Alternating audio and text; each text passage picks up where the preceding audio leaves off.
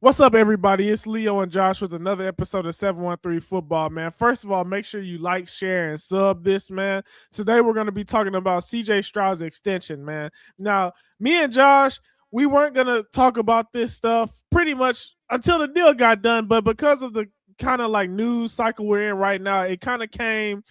It's a popular thing to talk about right now, man. There's new reporting that says the Texans and CJ Stroud are pretty much far away from each other in terms of getting a deal done, man. I'm gonna just kick it off to you right now, Josh, man. Do you think this is a big deal right now? I know that we still have time to get the deal done before before we have to like trade him or he becomes a free agent or any other kind of drastic move has to be done. But what do you think about this right now, man, with all this news coming out about that?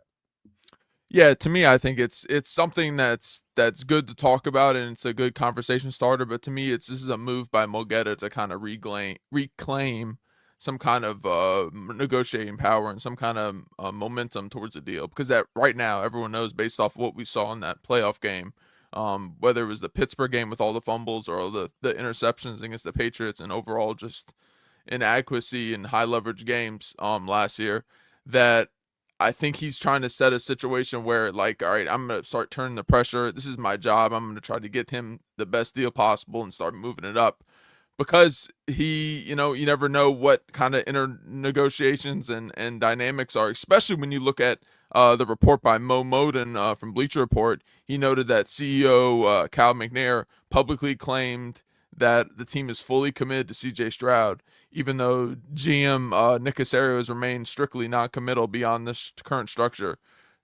with turning 2026 into a massive high-stakes gamble for both sides. Like, I think that perfectly lays it out. And when you tie that, right there you have a thing where the GM is playing it kind of how you should, the owner is playing it kind of how he should. Really, he should be positive about it and saying it, but it still creates some kind of dynamic there. Then you go down, and I'm curious how we think how all these fit together. And you got CJ Stroud coming out during OTAs and saying, "I let my agent handle that. If it's time to do that, then it is. My job is football." Then he said, "That's what I'm focused on, just getting better. I think I've held my bargain up." This is the big thing that everyone's kind of losing their mind about him talking about. I think I've held my bargain up. Whatever happens, happens. And then you have D'Amico on the other side. CJ has done a great job all offseason. He said this is the first time he's had a full offseason. He's been dedicated to the work. So I think when you tie all these together, people will get a little annoyed with CJ Stroud talking, I've held my bargain up. Like, what is your bargain? Like, we can get into that. And then everything else is kind of just exactly where you expect it. D'Amico is giving support, saying there's positivity as he should. You got CEOs supporting. The GM is kind of holding strong and kind of the way you wanted to, but still being supportive with how he's building the roster. So I think that first line, that line by Mo Moden, this is 2026 is a massive high stakes gamble for both sides. And I think really in this case, it's more of a gamble for CJ Stroud at this point, because he's the one that, I don't know if gamble's the right word, but this is the point where he's got to kind of put up or shut up if he really wants to kind of get in that conversation for a Trevor Lawrence type deal or a market saying deal, that 55 to $60 million payday. Yeah. Well, let's go back to what he said. Held my end of the bargain up. I think CJ. I mean, I've seen a lot of different interpretations of this. Some people assume that he meant, he's held his bargain up by putting in the work. You know what I mean? And I guess that's the only like logical way that you can that you can really take that quote. I guess if in a positive way for him, because I guess technically he is showing up. Like, he showed up to OTAs, he showed up to everything that he needs to. But I mean, when you factor in like how he's played, I mean, really the last 2 years. I mean, you talked about the playoff games, but I mean, let's face it. I think when you look at how the Texans have played the last 2 seasons, right? I mean, that defense has pretty much carried us through a lot of like high stakes games. I can't really think of the last time I seen CJ play a good game on prime time. Damn near probably since his rookie year, the last Colts game to get us into the playoffs. But I mean, since then, I mean, we've been a defense led team. So I think in terms of his play on the field, I think it's been argued it's arguably since his rookie year that you could say that he's held his end of the bargain up on the actual field in terms of like him playing well. You know, you look at the stats since then. I mean, his passer rating's been down. Um, I mean, interceptions have gone up. It's been kind of abysmal, you know what I mean? And like I said, like if it wasn't, a lot of people love to talk about what Nick Casario hasn't done for CJ, but at the end of the day, I mean, you know, you could talk about the offensive line all you want. You could talk about Bobby Slowick all you want, but this team was good enough to garner, you know, Super Bowl expectations and to win, yeah, to win a division and a playoff game in each of these years, despite of him. You know what I mean? So to me, it's like you can't really, you know, every time you talk bad about the team, you know, about the roster, it's like, well, this is a roster that was able to support a quarterback that was really struggling the last couple years. You know what I mean?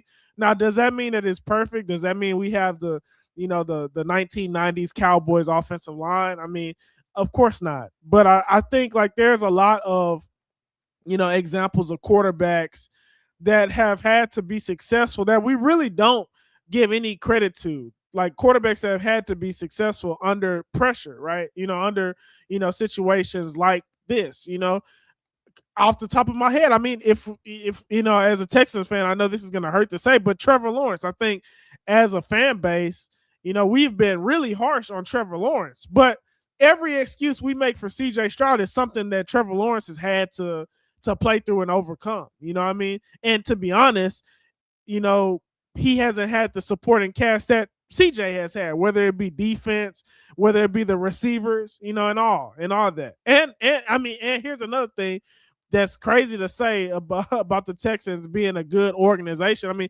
Trevor Lawrence hasn't had the same level of organizational competency that CJ Stroud has had, you know, and that's from coaching and you know, the front office. You know, I mean, let's face it.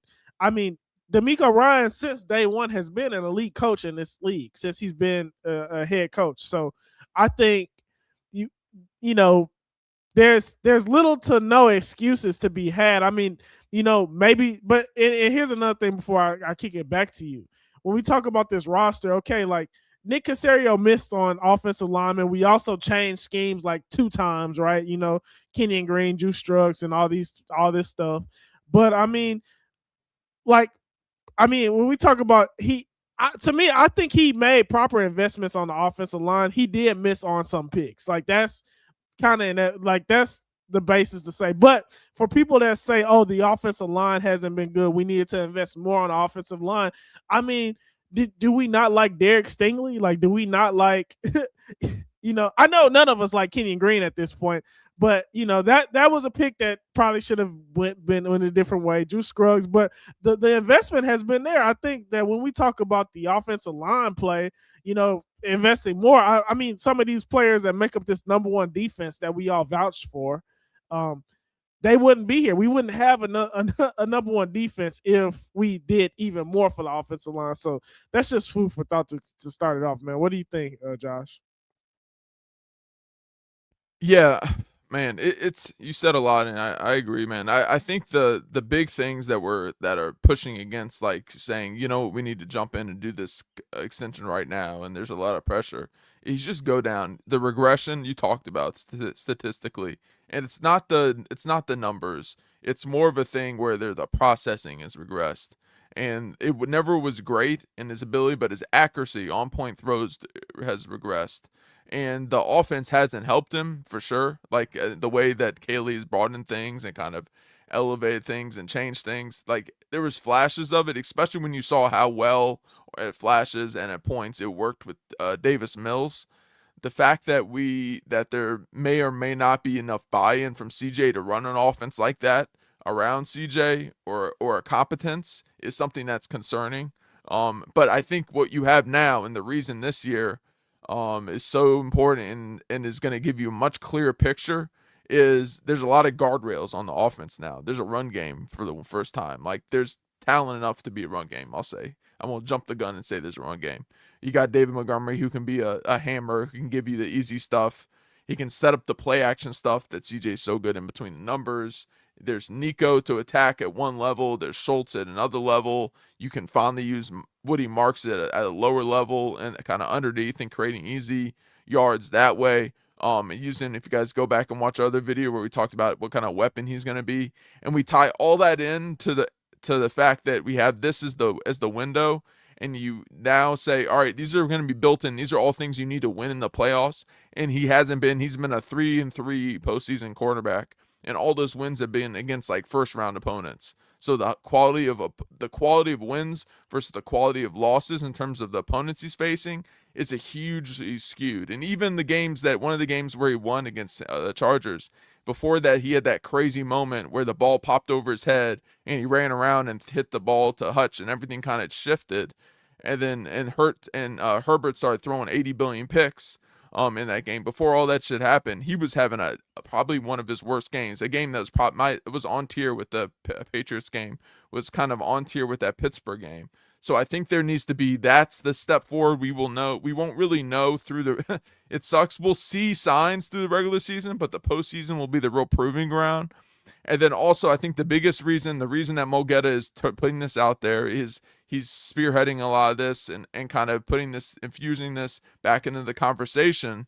And I think, media is asking about it too, because it's just something that they've seen Will Anderson get a contract extension. They've seen Stingley. They've seen all these other big dogs on the team get extensions. Is you now have a window where you get a $5.7 million contract for this year, which is dirt poor for a good quarterback, which I think CJ Stroud is like an average, above average quarterback at this point. And then you move on to like this fifth year option is even 25.9 in 2027. So you have that window. That's acceptable too for kind of what he's kind of playing in that Derek Carr kind of level of quarterback play right now. The question is, do you want to double that? Is the concern. Like, are you willing to double that? And these are the 2 years that'll tell you. Like, people are going to say, oh, I want to extend him and I want to invest in him, and that's great. But do you really want to nuke your cap and say we're going to double it? This guy is going to be so good that we won't have to spend other places, and we can, especially when we have a defense that has no ceiling. In my opinion, maybe that's a good idea for a video we'll talk about. The defense with no ceiling, right? But like you have a roster, a very healthy roster that's being built, and you would then go ahead and just say we're going to just chop off $60 million of it every year to give to a quarterback that we feel we still have to kind of build around. So like I think all that built together, and there are pros. Like if you want to avoid the exploding market and jump ahead of that, I get that. If you want to hit the number before it becomes 70, that's fine. I think that's bad logic though. I think that's something you don't do. Like that's how teams make mistakes all the time. Unless you can do some kind of finesse move where he built it like they did with the Wentz contract in Philly before Hurts came in. If he's willing to take that, maybe you have a conversation there. And then you kind of go through is like, all right, is he maybe Jared Goff? And you can just build around it, and you just saying, you know what, we're terrified of kind of what it could happen and everything. And then the third kind of thing is like, do you just blame the offensive line? You just think we're going to extend him, and we're so confident that our offensive line, everything is going to work around it, that we're just willing to say, you know what, our defense is going to be great. We can always draft defensive players. Can we then just turn around and say, you know, we're going to chunk this to the quarterback. We're going to be above average at quarterback. We'll be good enough.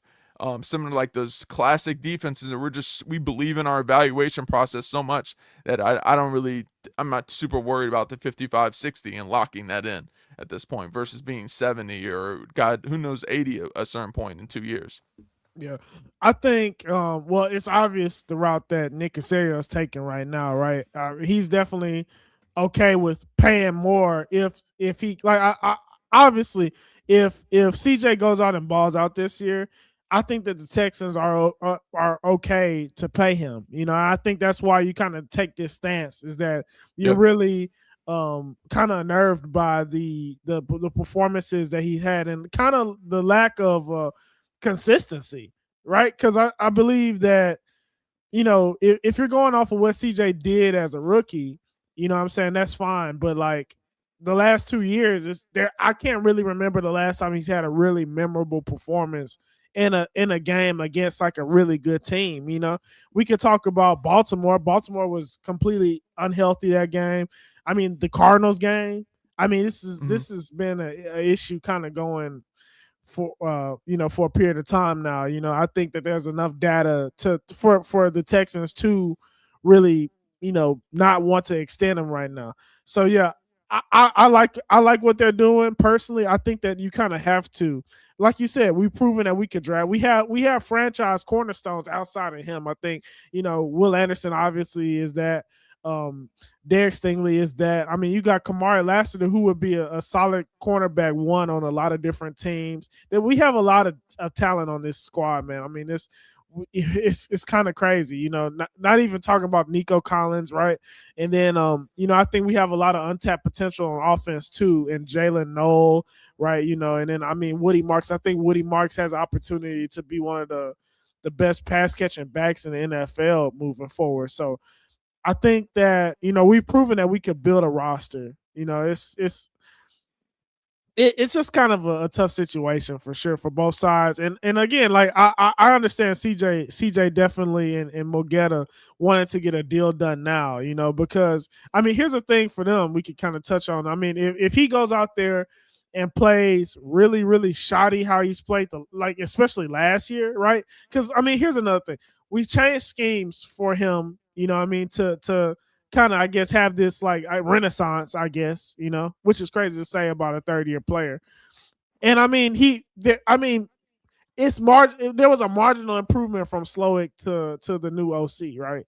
So to me, man, it's a tough situation. I think that if CJ goes out and plays similar to how he's played last year, I mean, there would have been like 4 different years of data. Basically, I mean, here's another thing: 4 different years of data where the Texans kind of built differently around him each year. You have the rookie year where there was probably the least talent around him in a lot of ways, right?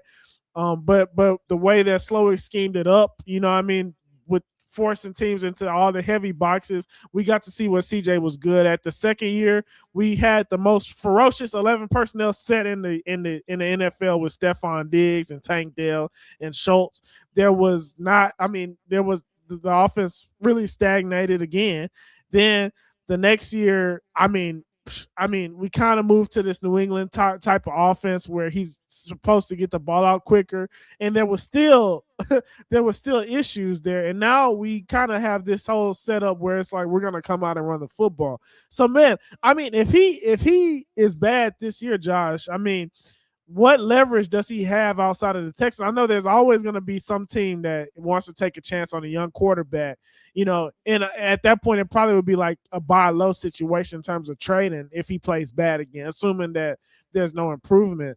But man, I mean, shit, um, it's a tough situation for both of us because, like Cal McNair said, there's a lot of truth in that also, that we are committed to him because we haven't really invested in quarterback outside of Davis Mills. For real, we haven't put another high-end investment to make sure this works out. You know what I mean? So I don't know, bro. Yeah, and I think it's important to note too, like right now, Nick Cassaro is 2 for 2 in quarterback evaluations in terms of finding guys that are competent NFL quarterbacks. Now, are they either of them great at this point? No. CJ has shown flashes that absolutely, especially in the Cleveland game in his rookie year in the playoffs. He really balled out there within the scheme. But I think this is the total proving point of like, all right, we all blamed the scheme. We all blamed this. We all blamed that. At this point, there's a point where the quarterback has that responsibility, especially if he's going to come out and say, I held my bargain up. He knows exactly what he said with that. And is he putting pressure on himself? Absolutely. Do I hope that the new clean cut, new haircut CJ Stroud looks a little lighter, everything moves better, processes better? Do I hope that the concussion was a big reason for some stuff? Absolutely. I'm just really interested and fascinated to see kind of how it goes because I think they're in a situation where Nick is not going to blink to go draft another guy if he needs to after this year. They'll probably keep CJ around and give them another year, and it'll be kind of a lame duck situation if it doesn't play out, or they'll trade him on a 1-year, fifth-year option, which will be great value from other team. You can get value back, especially with the quarterback class coming in next year. Right, this is why it again everything ties in perfectly to this year with how many quarterbacks you have coming out next year and guys you can get in the mid to late first potentially, with how stacked it is at quarterback. So I'm really fascinated. I think everything is tying together perfectly. And I really do think CJ is going to play better within this scheme. The question is, does it look good enough, and does it look good enough and clean enough against the high level opponents where he's completely kind of shit the bed in previous years? Yeah, 100%, man. Man, make sure y'all like, share, and sub this, man. We got more stuff coming for y'all. Shit, we could talk about this all day, but I mean, shit. Hold on. All right, y'all. So, what do y'all think, man? Do you think that we should get a deal done with CJ right now? Man. If you do, please let us know why, man. We're definitely open to all facets, man, and let us know what y'all think, man. How do y'all feel about the "I've held my end of the bargain up"? That quote, man. We got more stuff coming for y'all, man. Make sure you like, sub, and share. We got more videos, more live streams, man. So make sure y'all hit us up on Twitter as well, man. Peace, y'all.